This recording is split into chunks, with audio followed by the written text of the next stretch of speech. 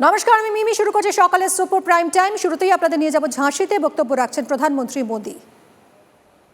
और सभी देशवासियों को इस पावन पर्व पर हार्दिक बधाई देता हूं। ये भी बहुत सुखद है कि 1.5 साल के अंतराल के बाद करतारपुर साहिब कॉरिडोर अब फिर से खुल गया है। साथियों, गुरु नानक जी ने कहा है, बीच दुनिया सेवी कमाइए त दरगिही बेसन पाइए। यानी संसार में सेवा का मार्ग अपनाने से ही जीवन सफल होता है। हमारी सरकार इसी सेवा भावना के साथ देशवासियों का जीवन आसान बनाने में जुटी है। न जाने कितनी पीढ़ियां जिन सपनों को सच होते देखना चाहती थी, भारत आज उन सपनों को पूरा करने का भरपूर प्रयास कर रहा है। साथियों, अपने 5 दशक के सार्वजनिक जीवन में मैंने किसानों की परेशानियों को, उनकी चुनौतियों को बहुत करीब से देखा है, महसूस किया है। इसलिए जब देश ने मुझे 2014 में प्रधानमंत्री के रूप में सेवा का अवसर दिया, तो हमने कृषि विकास, किसान कल्याण को सर्वोच्च प्राथमिकता दी। साथियों, इस सच्चाई से बहुत लोग अनजान हैं कि देश के 100 में से 80 किसान छोटे किसान हैं। उनके पास 2 हेक्टेयर से भी कम जमीन है। आप कल्पना कर सकते हैं, इन छोटे किसानों की संख्या 10 करोड़ से भी ज्यादा है। उनकी पूरी जिंदगी का आधार यही छोटी सी जमीन का टुकड़ा है। यही उनकी जिंदगी होती है। और इस छोटी सी जमीन के सहारे ही वो अपना और अपने परिवार का गुजारा करते हैं।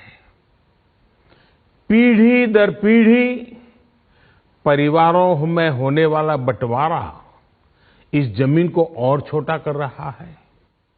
इसलिए देश के छोटे किसानों की चुनौतियों को दूर करने के लिए हमने बीज, बीमा, बाजार और बचत, इन सभी पर चौतरफा काम किया। सरकार ने अच्छी क्वालिटी के बीज के साथ ही किसानों को neem coated urea, soil health card, micro irrigation जैसी सुविधाओं से भी जोड़ा। हमने 22 करोड़ सॉइल हेल्थ कार्ड किसानों को दिए और इस वैज्ञानिक अभियान के कारण एग्रीकल्चर प्रोडक्शन भी बढ़ा। साथियों, हमने फसल बीमा योजना को अधिक प्रभावी बनाया। उसके दायरे में ज्यादा किसानों को लाए। आपदा के समय ज्यादा से ज्यादा किसानों को आसानी से मुआवजा मिल सके, इसके लिए भी पुराने नियम बदले।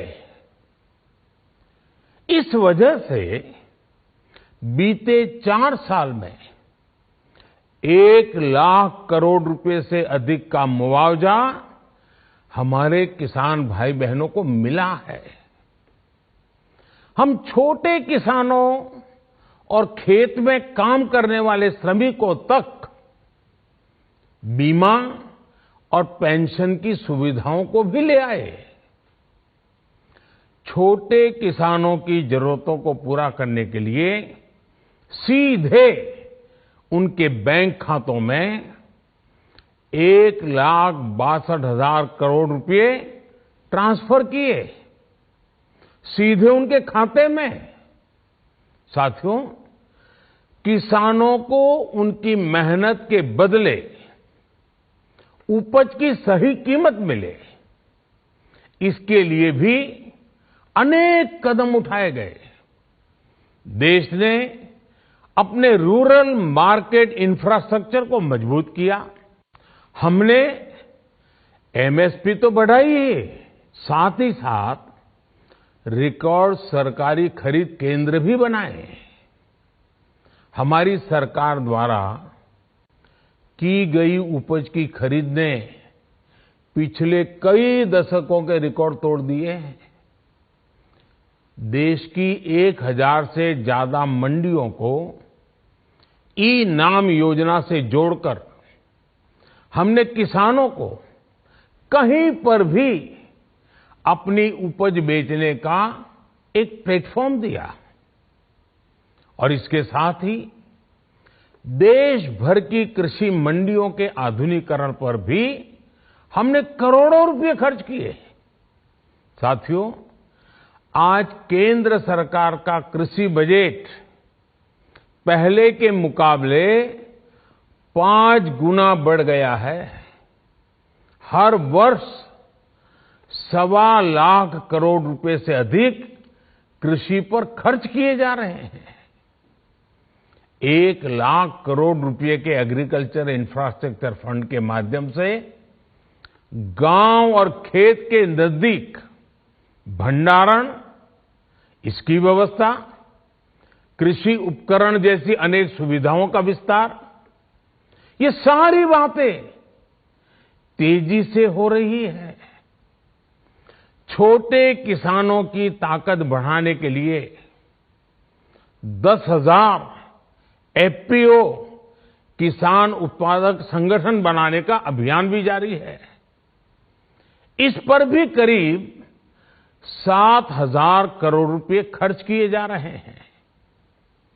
माइक्रो इरिगेशन फंड के आवंटन को भी 2 गुना करके 10,000 करोड़ रुपए कर दिया गया है। हमने क्रॉप लोन भी 2 गुना कर दिया, तो इस वर्ष 16 लाख करोड़ रुपए हो जाएगा।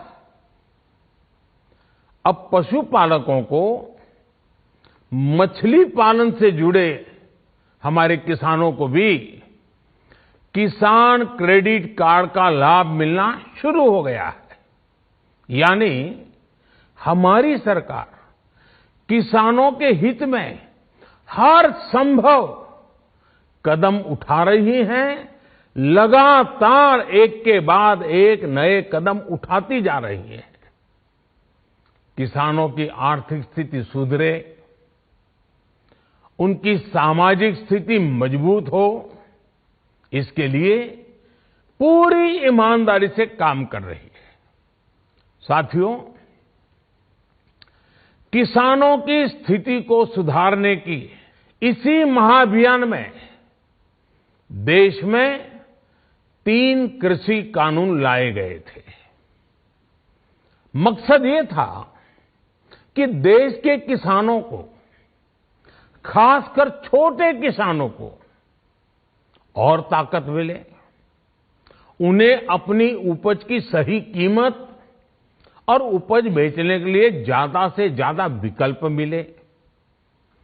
बरसों से ये मांग देश के किसान, देश के कृषि विशेषज्ञ, देश के कृषि अर्थशास्त्री, देश के किसान संगठन लगातार कर रहे थे। पहले भी कई सरकारों ने इस पर मंथन भी किया था। इस बार भी संसद में चर्चा हुई, मंथन हुआ और ये कानून लाए गए।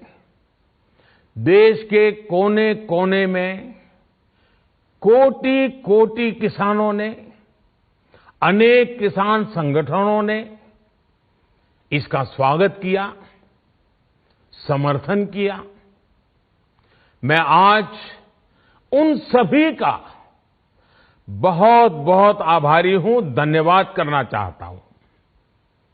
साथियों, हमारी सरकार किसानों के कल्याण के लिए, खासकर छोटे किसानों के कल्याण के लिए, देश के कृषि जगत के हित में, देश के हित में, गांव गरीब के उज्जवल भविष्य के लिए पूरी सत्यनिष्ठा से, किसानों के प्रति पूर्ण समर्पण भाव से, नेक नियत से ये कानून लेकर आई थी। लेकिन इतनी पवित्र बात, पूर्ण रूप से शुद्ध किसानों के हित की बात, हम अपने प्रयासों के बावजूद कुछ किसानों को समझा नहीं पाए। भले ही किसानों का एक वर्ग ही विरोध कर रहा था, लेकिन फिर भी ये हमारे लिए महत्वपूर्ण था। कृषि अर्थशास्त्रियों ने, वैज्ञानिकों ने, प्रगतिशील किसानों ने भी उन्हें कृषि कानूनों के महत्व को समझाने का भरपूर प्रयास भी किया। हम पूरी विनम्रता से, खुले मन से उन्हें समझाते रहे। अनेक माध्यमों से व्यक्तिगत और सामूहिक बातचीत भी लगातार होती रही। हमने किसानों की बातों को, उनके तर्क को समझने में भी कोई कोर कसर बाकी नहीं छोड़ी। कानून के जिन प्रावधानों पर उन्हें ऐतराज था, सरकार उन्हें बदलने के लिए भी तैयार हो गई। 2 साल तक हमने इन कानूनों को सस्पेंड करने का भी प्रस्ताव दिया। इसी दौरान ये विषय माननीय सर्वोच्च न्यायालय के पास भी चला गया। ये सारी बातें देश के सामने है, इसलिए मैं इनके अधिक विस्तार में नहीं जाऊंगा। साथियों, मैं आज देशवासियों से क्षमा मांगते हुए सच्चे मन से और पवित्र हृदय से कहना चाहता हूं कि शायद हमारी तपस्या में ही कोई कमी रही होगी, जिसके कारण दिए के प्रकाश जैसा सत्य कुछ किसान भाइयों को हम समझा नहीं पाए। आज गुरु नानक देव जी का पवित्र प्रकाश पर्व है। ये समय किसी को भी दोष देने का नहीं है। आज मैं आपको, पूरे देश को ये बताने आया हूं कि हमने 3 कृषि कानूनों को वापस लेने का, रिपील करने का निर्णय लिया है। इस महीने के अंत में शुरू होने जा रहे संसद सत्र में, इसी महीने में, हम तीनों कृषि कानूनों को रिपील करने की संवैधानिक प्रक्रिया को पूरा कर देंगे। साथियों, मैं आज अपने सभी आंदोलनरत किसान साथियों से आग्रह कर रहा हूं, आज गुरु पर्व का पवित्र दिन है। अब आप अपने अपने घर लौटे, अपने खेत में लौटे, अपने परिवार के बीच लौटे।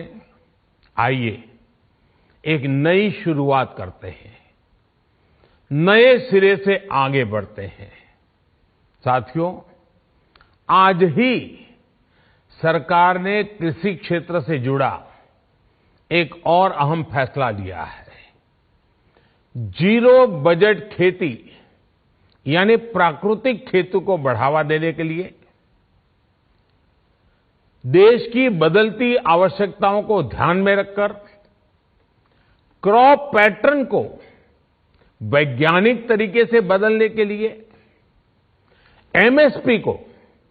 एमएसपी को और अधिक प्रभावी और पारदर्शी बनाने के लिए ऐसे सभी विषयों पर भविष्य को ध्यान में रखते हुए निर्णय लेने के लिए एक कमेटी का गठन किया जाएगा। इस कमेटी में केंद्र सरकार, राज्य सरकारों के प्रतिनिधि होंगे, किसान होंगे, कृषि वैज्ञानिक होंगे, कृषि अर्थशास्त्री होंगे। साथियों, हमारी सरकार किसानों के हित में काम करती रही है और आगे भी करती रहेगी। मैं गुरु गोविंद सिंह जी की भावना में अपनी बात समाप्त करूंगा। देहि शिवावर मोहे इहे, शुभ कर्मन ते कबहू न टरो। हे देवी, मुझे ये वर दीजिए कि मैं शुभ कर्म करने से कभी पीछे ना हटूं। जो किया किसानों के लिए किया, जो कर रहा हूं देश के लिए कर रहा हूं। आप सभी के आशीर्वाद से मैंने मेहनत में पहले भी कोई कमी नहीं की थी। आज मैं आपको विश्वास दिलाता हूं कि अब और ज्यादा मेहनत करूंगा ताकि आपके सपने साकार हो सके, देश के सपने साकार हो सके। आपका बहुत बहुत धन्यवाद। नमस्कार।